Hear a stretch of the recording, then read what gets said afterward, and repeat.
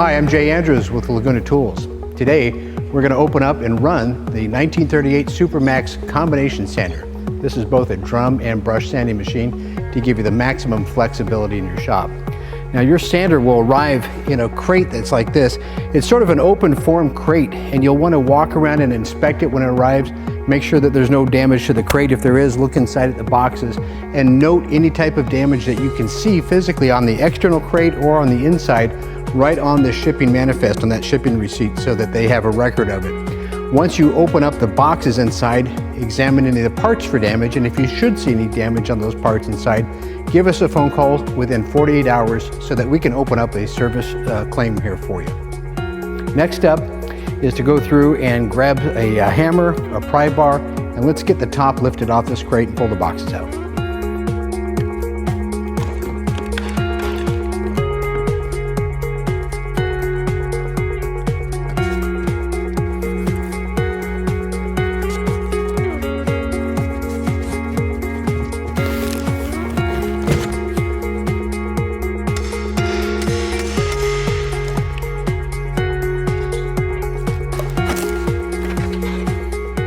Now all we have left is the body of the sander itself. This is the single largest and heaviest component of the machine.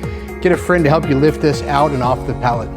Now that I've got everything uncrated, I've got the machine out, I'm going to go through and set up the stand first before opening up the machine. This will give me a nice platform so that when I lift the machine out, I can set it right up onto the stand where it's going to go. Inside the box, there's a one-page setup sheet for the stand. It's a parts list on the front, instructions on the back. There's a few little steps in here that you want to pay attention to so that the stand goes together correctly.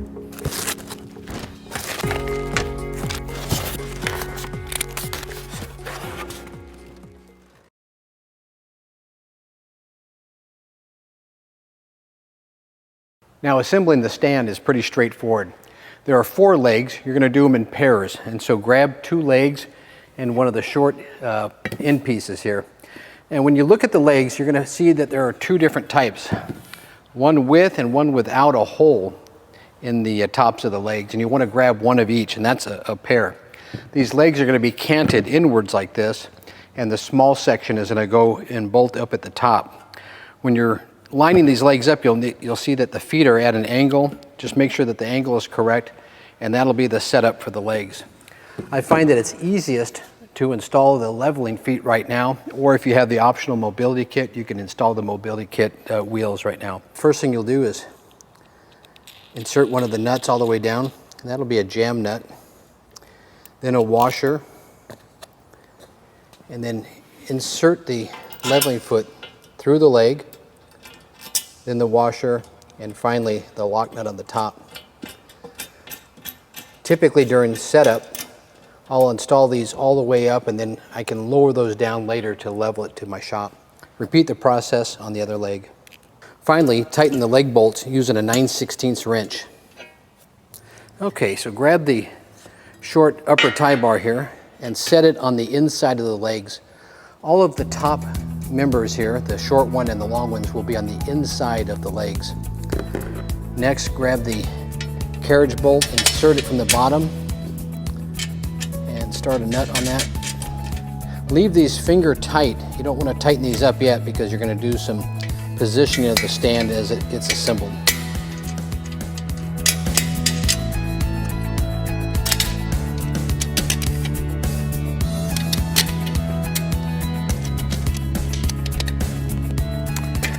Okay, now I've got one of the leg end assemblies done, and you can see that those bolts are nice and loose.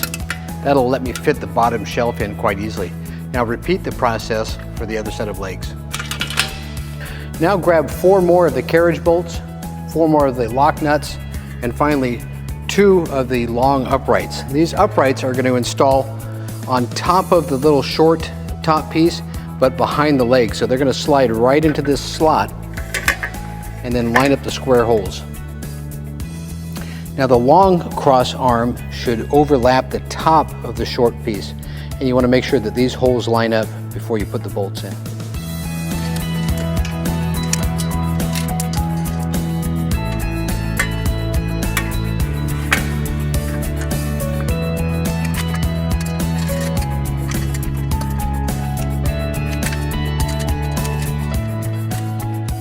Now before moving forward, just double check and make sure that you've got everything lined up. These holes should line up right here, and that's where the machine's going to drop in.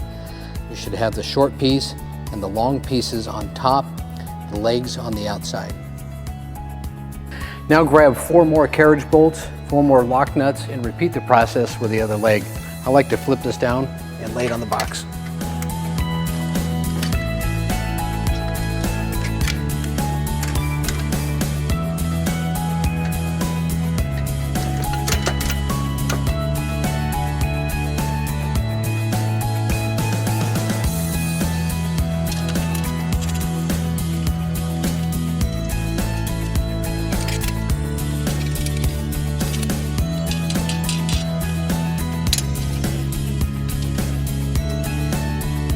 Now with all 4 legs on, you want to double check to make sure that these holes line up in all 4 corners here before you proceed any further. The final piece to install is the lower shelf, and it'll rest right between the taper of the leg. Let that set into place and then grab some bolts to insert. I usually start with one end, get a couple bolts started, and go to the other end.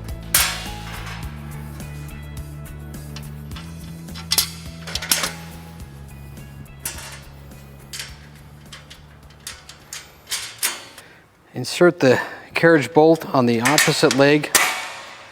You may find it's easier to have somebody hold the opposite end, but it should nest in place there as you're getting these started. Again, leave these finger tight. I'll come back and put the side bolts in just a minute.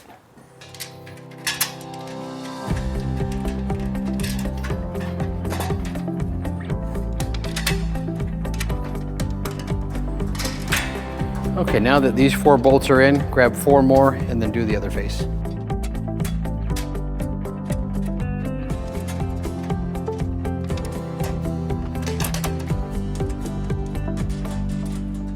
So far, we've kept everything nice and loose just to go through and assemble it. Now it's time to tighten up these nuts and bolts. Grab a 1/2-inch wrench and start working your way around each corner here to tighten down all these little carriage bolts. You'll see that the carriage bolts with the square holes tend to square this thing up as you go along. Just make sure it's set on a flat surface. And finally, as you're doing this, check these holes to make sure that they stay aligned as you're tightening everything down. That'll make assembly of the sander go a lot easier.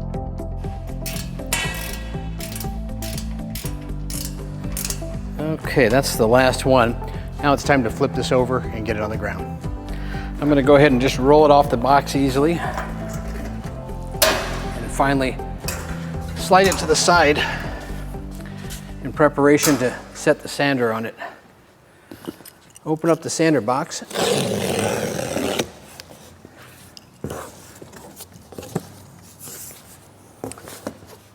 Now I find that it's best to start cutting the box away from the sander so I can get a good grip on it and lift it onto the stand.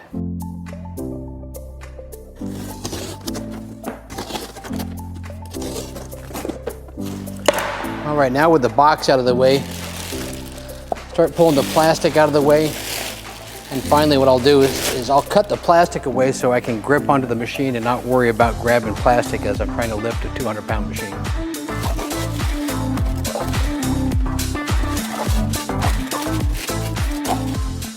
Now I've positioned a 4x4 just behind the machine.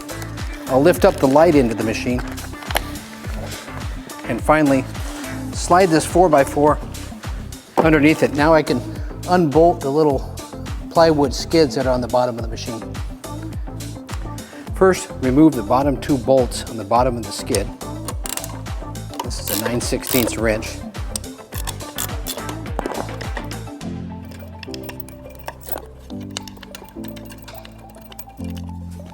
There's a couple methods to get the other end up, but it's heavy. So if you need a hand, get somebody to help you do this. You can actually grab the light end, tip it up, and then move that 4x4 a little further under, and then finally rock it up and pull the skid off from the other side. Again, grab somebody else to help you if you need a hand.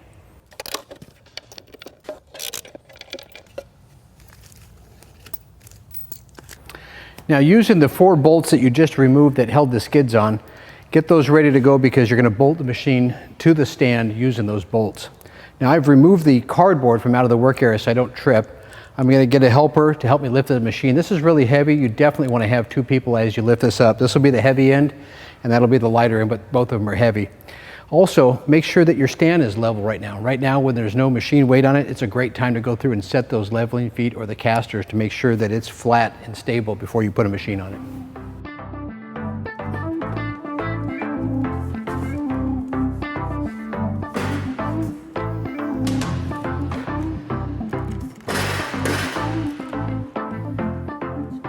Now that the machine is up on the stand, you can go through and just slide it gently to line it up over the holes and insert the bolts from the bottom.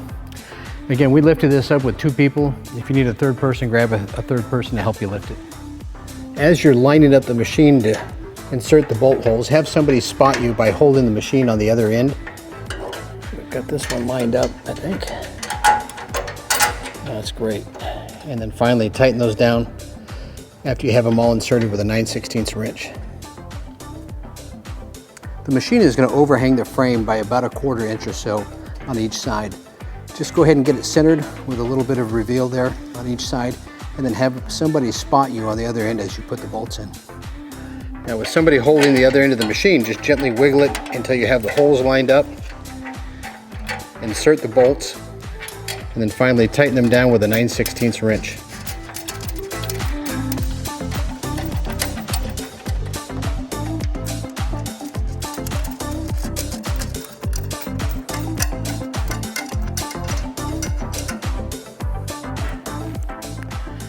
In a bag in the hardware box, you're going to find this knob inserted into the hand wheel. Simply thread that down, and once you get that all the way down, snug up the lock nut with the included wrench. Now that the hand wheel is installed, go ahead and raise the machine up so that you can remove the shipping block.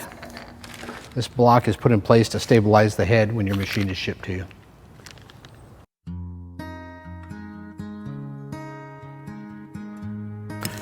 Now locate the box that contains the conveyor assembly. And we'll open this box up and lay it down on the floor.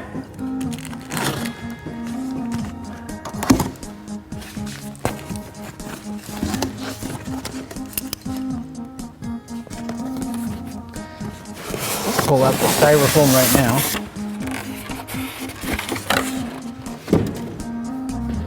It's probably easiest to lay the box down and then finally to pull out the conveyor assembly.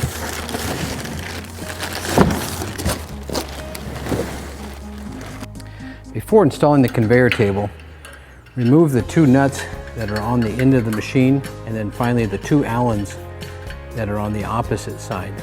Take your hardware and set it on the shelf right below the machine.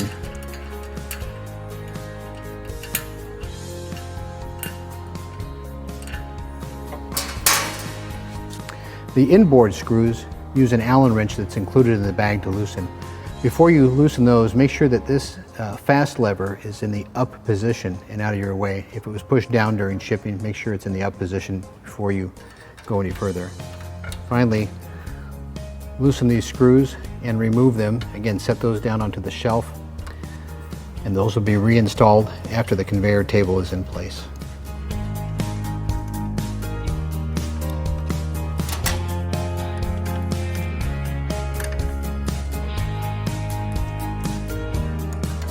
As you remove the nut and bolt, make sure to leave this plate in place. We're going to bolt down through that, and the conveyor is going to sit right on top. To give yourself plenty of room to install the conveyor table, go ahead and raise the sanding head of the machine just to give a little more clearance.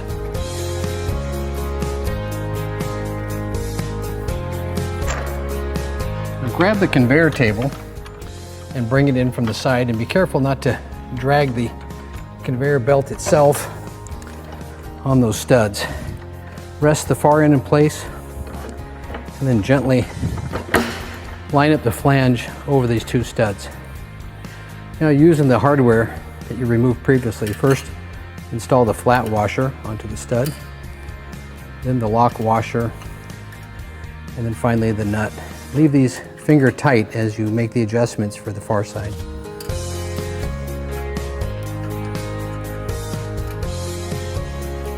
Now, over at the inboard side of the machine, you'll confirm that you've got this thing set up correctly by having the IntelliSand motor next to the main motor of the machine. Finally, line up the hole with the small plate that holds it in place. I've got that set up. Let me get my washers loaded onto the bolt. And finally, run that in finger tight and do the same on the back side.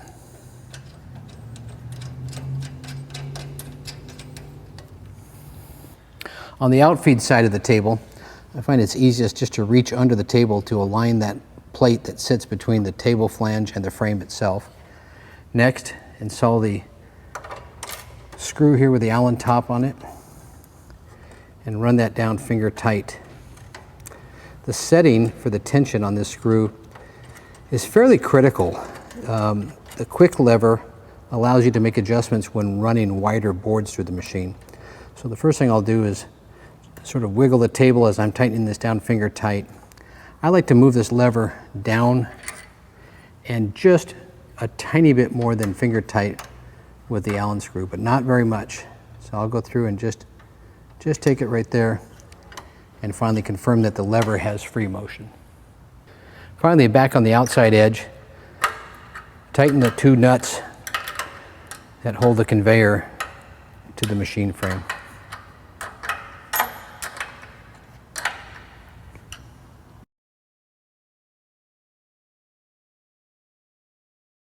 Now you'll find the two cords that come out of the bottom of the variable frequency drive, and you'll plug these over into the side of the IntelliSand box.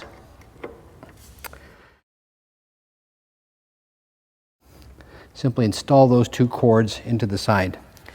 The 1938 combination machine ships around the world. Now, depending on which country you're in, it may arrive in different configurations. If your machine shows up and it has a cord and a plug on it, you're ready to plug the machine in and get going with it. If your machine arrives without a cord and a plug, you'll need to install a power cord and a plug on your machine that matches your power in your country. For 110 volt applications like we use in North America, you'll have a power cord that has 3 conductors. It's going to have a green for ground, a black for power, and a white for neutral. Those connections are made inside the box right here. In order to access those connections, just simply remove the screw at the front of the box. The lower plate will slide off and provide access for this wiring.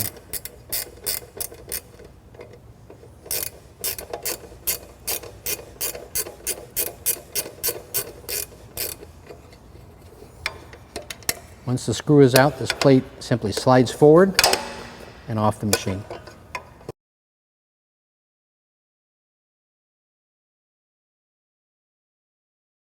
Reinstalling the cover is just a simple matter of sliding the tabs into the notches in the rear and then finally reinstalling the screw in the front.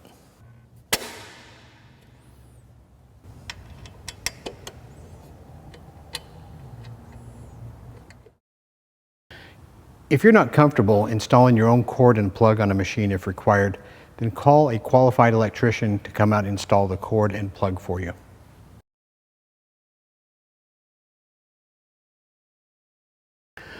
Well, now that we've got the machine wired up and ready to go, I've plugged the machine in and we're going to start the machine up. But I want to talk a little bit about safety first. You'll see that this upper cover is the dust collection port, but it also provides safety for the sanding head. You'll see that the sanding head is exposed when you open the cover. There's a nice heavy-duty latch that's on the front to protect you. And then finally, you want to make sure that you've got your safety glasses on. Let's go ahead and start up the machine and watch it run. The first thing I'm going to check is the table feed, and I can turn that up to 100%. This is full motion, or I can reduce that as well. So that's working great. The next thing I want to do is to start the sanding head, and that's just simply flipping the switch right here. I can confirm that the sanding head is working. That's great. Now we're ready to run some boards through.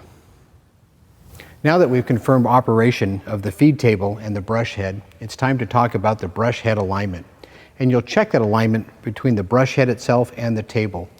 It should come preset from the factory, but if you need to make any adjustments, those instructions are in your owner's manual, and it's a simple matter to make that adjustment.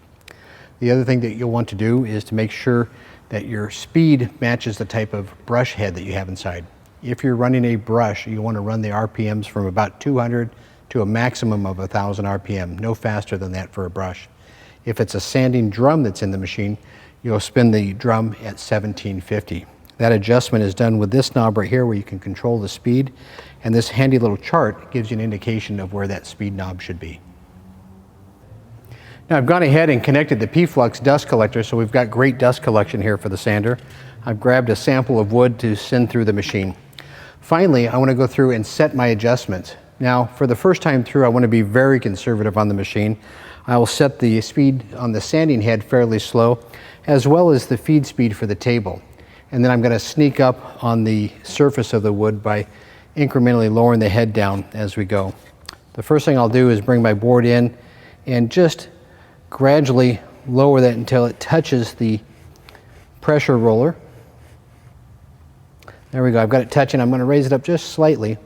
I don't want too much pressure from that sanding head on a first pass here. So there we go, I've got that set pretty good. Let's go ahead and turn on the dust collector. Start the feed belt and finally the sanding head.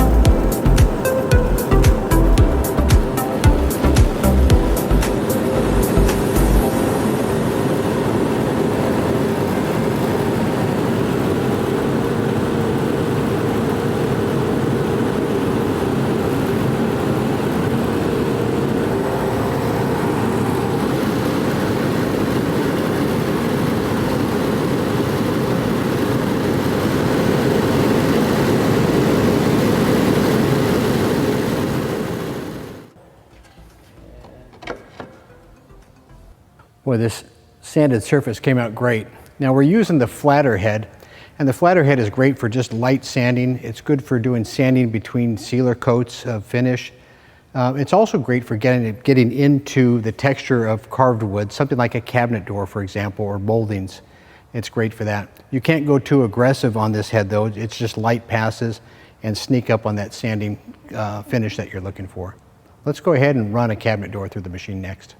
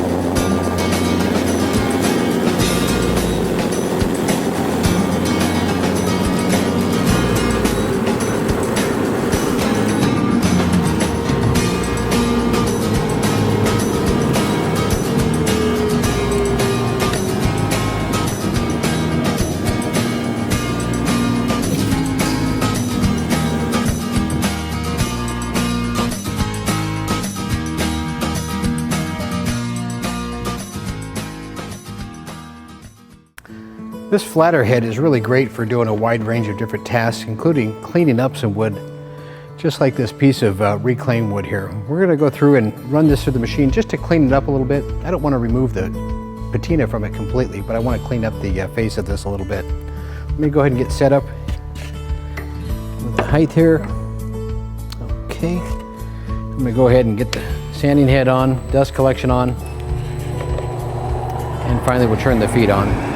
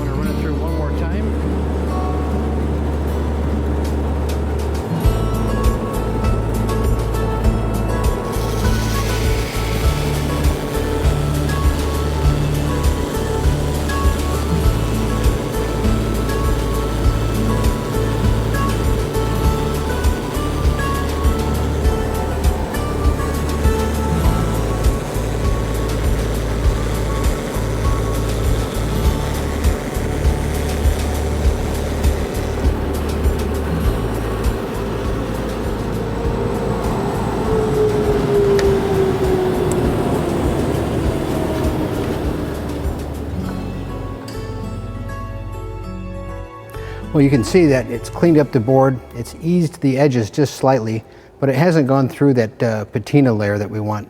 You can see that the other side is quite bright, and that still lets us look like a reclaimed wood.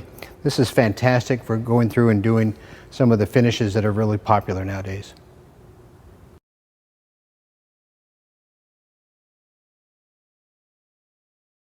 The 1938 Combo is truly a versatile machine, and that's thanks to the range of sanding heads that are available for the machine. Currently, we have the flatter head in the machine.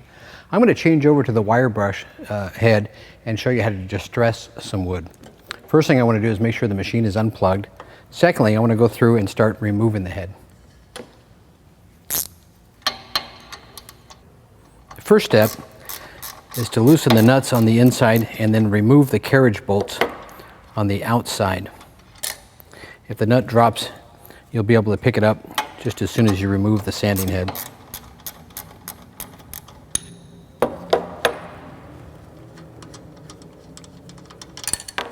With the nuts removed, pull out the carriage bolts and the outer bearing retainer plate.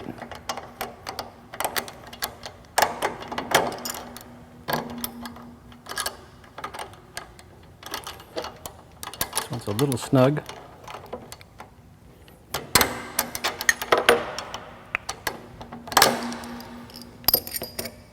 Now that the outer bearing is free, let's go through and repeat the process on the inside bearing.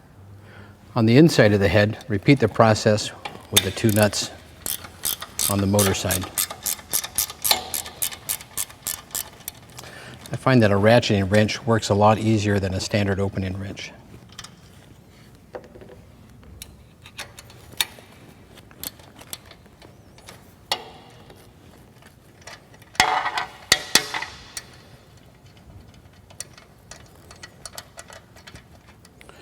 Once these nuts are off, remove the carriage bolts and push the inner flange back over the motor shaft.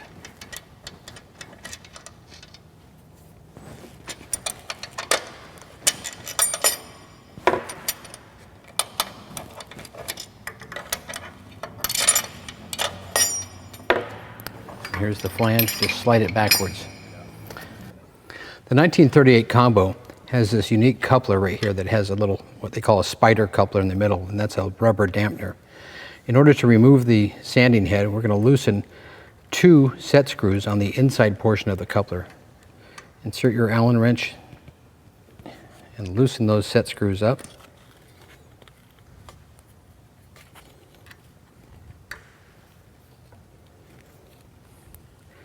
And then finally, once those are loose, we're going to push that portion of the coupler back.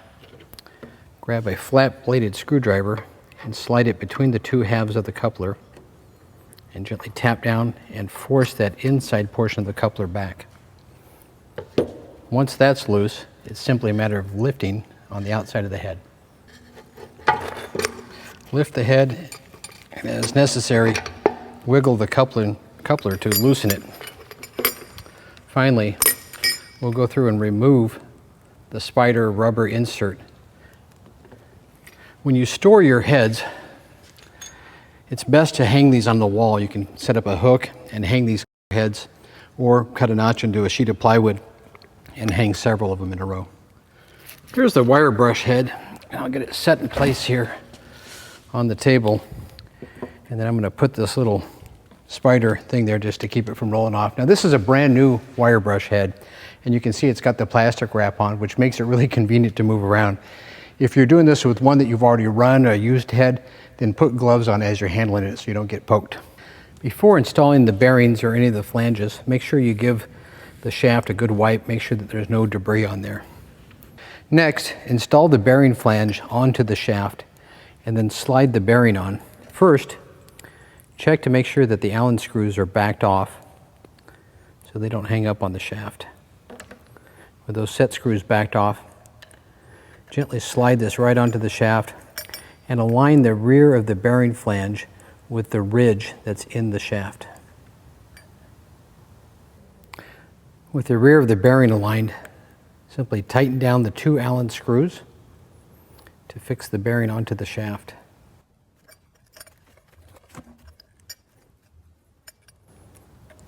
And snug the set screws.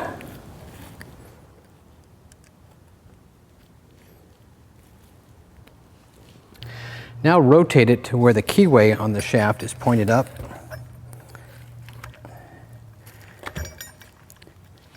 And verify that the keyway is clean. Insert the small key that is supplied with the brush head. Next, grab the coupling. Ensure that the set screws are backed off so it will slide easily onto the shaft. Align the keyway in the coupling with the key on the shaft and slide it into position. You'll want to space it away from the bearing and use your Allen wrench as a gauge for the spacing. Next, tighten down the set screws onto the keyway and then snug that down, and then repeat the process on the other set screw.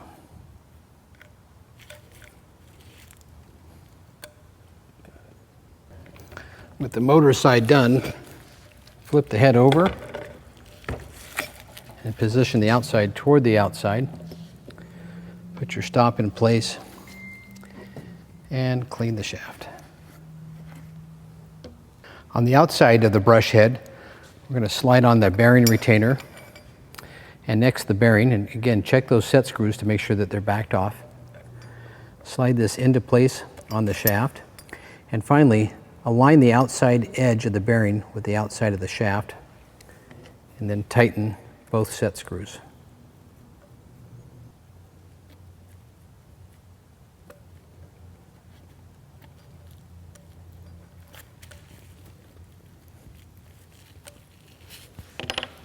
Now we're just about ready to install the brush head, but first I want to put in the little rubber spider connector here, and that'll press right into the end of the shaft. Install the bearing flange over the motor shaft for the rear bearing. The bearing flange is going to wait right there just hanging out until we get the shaft in place, and then finally we'll pull it forward and tighten it down. You'll want to take the keyway that's on the rear coupler and rotate it down to where it's in this position to insert the brush head. And gently lower the brush head on the outside edge while pushing inwards on the coupler.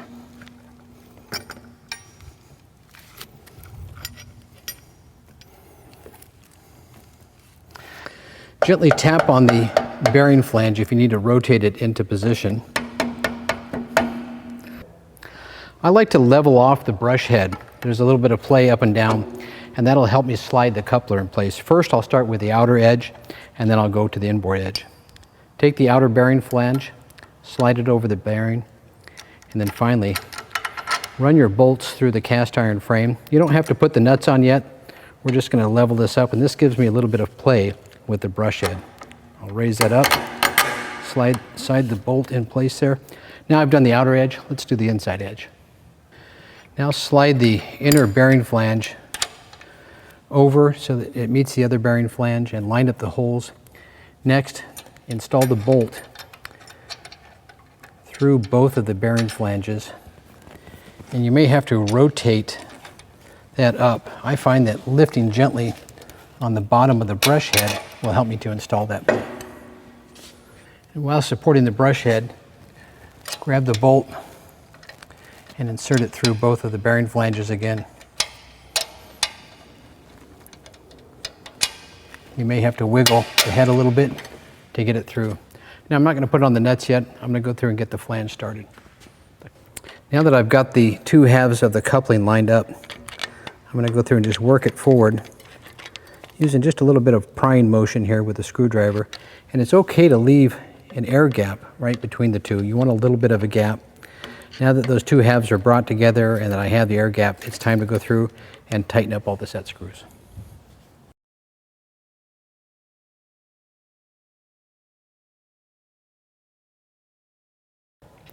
With the two coupler halves locked in place now it's time to install the nuts on the bearing flanges. I'll start with the inboard one. I find it's helpful to use this little ratcheting box-in wrench to make this easy. Once that gets started, I can just pinch the wrench and the nut together and tighten it down. Once you get these close, you'll want to alternate back and forth between the rear and the front to make sure that that bearing seats evenly.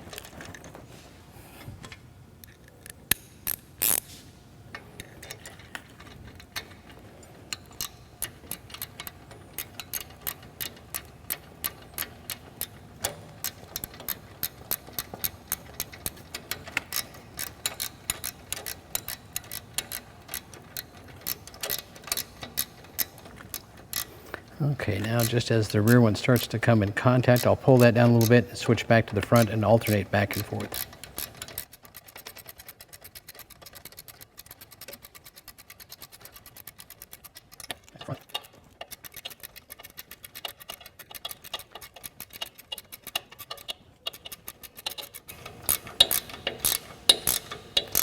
Back to the back, and then finally back to the front again. And then just check to make sure both of those are nice and snug. On the opposite end here, you'll find that sometimes these heads can get a little bit tight between the edge of the cast iron and the flange. So I will push the bolt out a little bit, slide the nut over it, and then finally push the bolt back in. Give the nut a few turns. And this is one area, if it's a tight brush head, I'll use the open end of the wrench to make this a little bit easier. I'll do the same for the forward nut. Line it up, push it in, and then start a few turns on the nut. Oops. I just dropped that one, so I'll slide it out.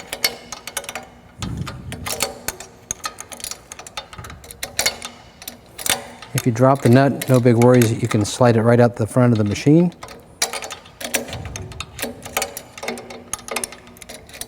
There we go. Move the bolt back out and do that one again. Slide it forward. Get a few turns on that nut.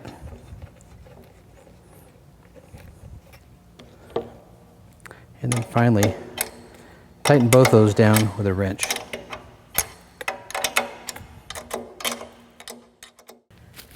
Give the head a few spins to make sure that everything is free. It looks great, so I'm going to go through and peel this plastic off. Again, if you're doing this with an older head, make sure you wear gloves for this procedure so you don't get nicked by the wire. The wire will be harsh on your skin.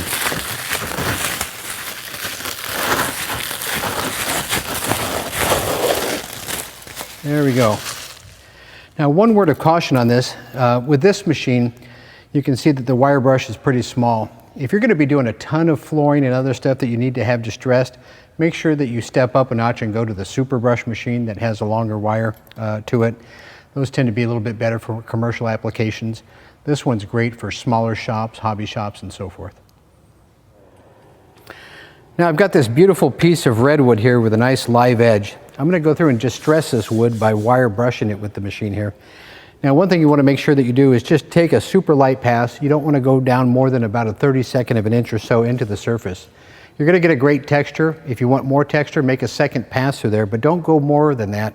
You don't want to be too aggressive because you can shorten the life of the brush head. Now that we've got this set, I'm going to go through and get my dust collection turned on. Start up the brush head, get the feed going.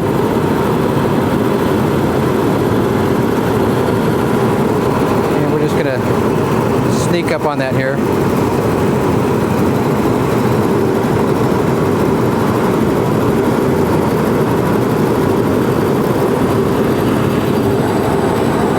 Pass, I'm just going to come down lightly. I'm not quite touching yet. And we'll pick that up on the second pass.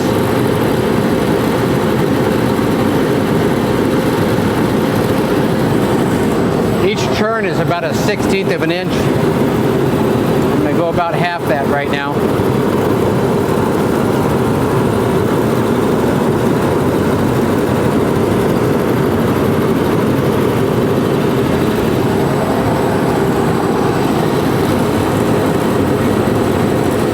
Quite touching yet.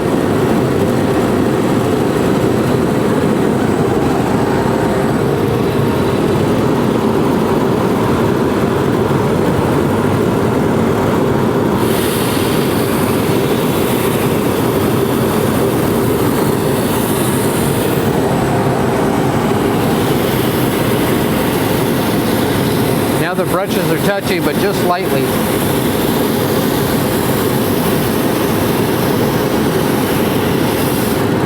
Give that another pass, and again that's going to be about half a turn.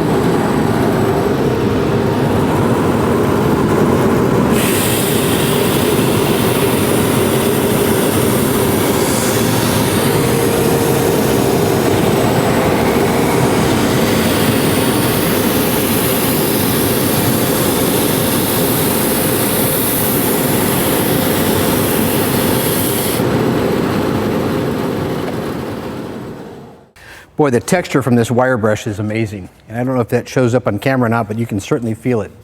Now the wire brush is a pretty aggressive head on certain types of wood. And if you want a nice textured feel, but a little bit smoother finish, run it through the wire brush first and then follow that up by using the nylon head. The nylon head will go through and sand out some of those wire brush scratches. Let's go ahead and change the head on this.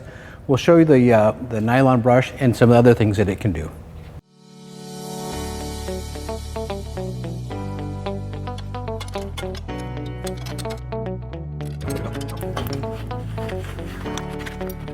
Okay, let's get the nylon head in here.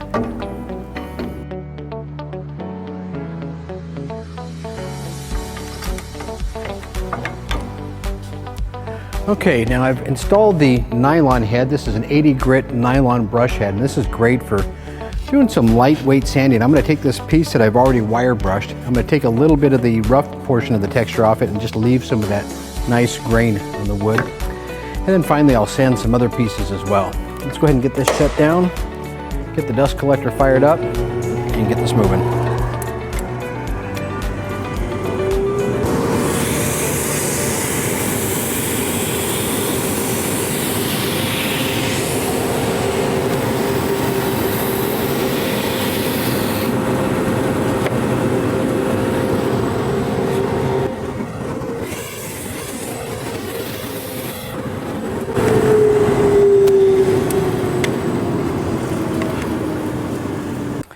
Boy, this 80 grit nylon brush has done a fantastic job. It's removed any fine little splinters that I might have had left over from the wire brush. It's eased the edges also, and this is ready to go to finish.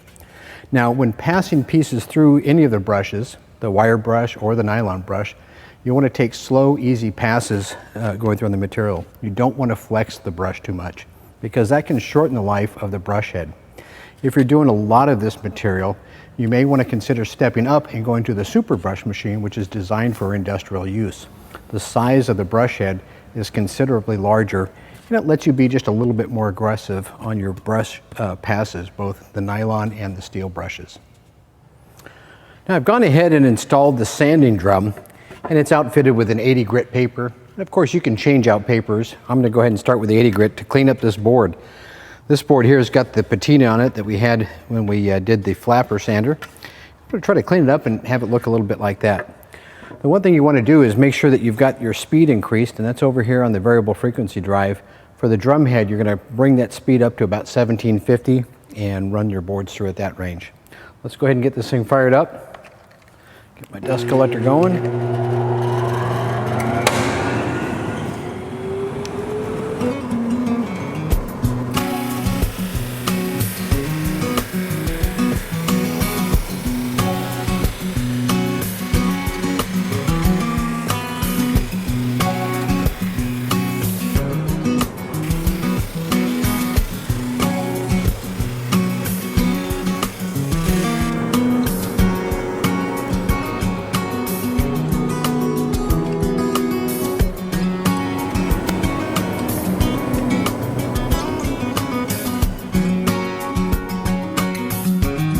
Boy, that sanding drum really does a great job, and you can see that not only did it sand that finish to bring out that beautiful red tone of this redwood, but it also smoothed out the knots that were on this piece. Did a great job. Now with the sanding head, it has a lot less forgiveness than some of the brush heads because the paper is so thin and it's right against an aluminum drum. And so for that reason, you really want to sneak up on those passes. If you make a light pass first, just as it just starts touching, then you can kind of gradually lower that head down and get the beautiful finish that we've done here. That's the best way to do it. If you go too aggressive, you can burn the paper. One other note, you may want to get one of the sandpaper cleaning sticks. It's like a great big eraser, and you rub it across this head, and it helps to clean out the sawdust from the sanding head, and it extends the life of your paper. Now you can find other accessories for this machine on our website at lagunatools.com, including different grit sandpapers, the caster set, and other accessories. If you have any questions, give us a call, toll free 800-234-1976, or again, look us up at lagunatools.com.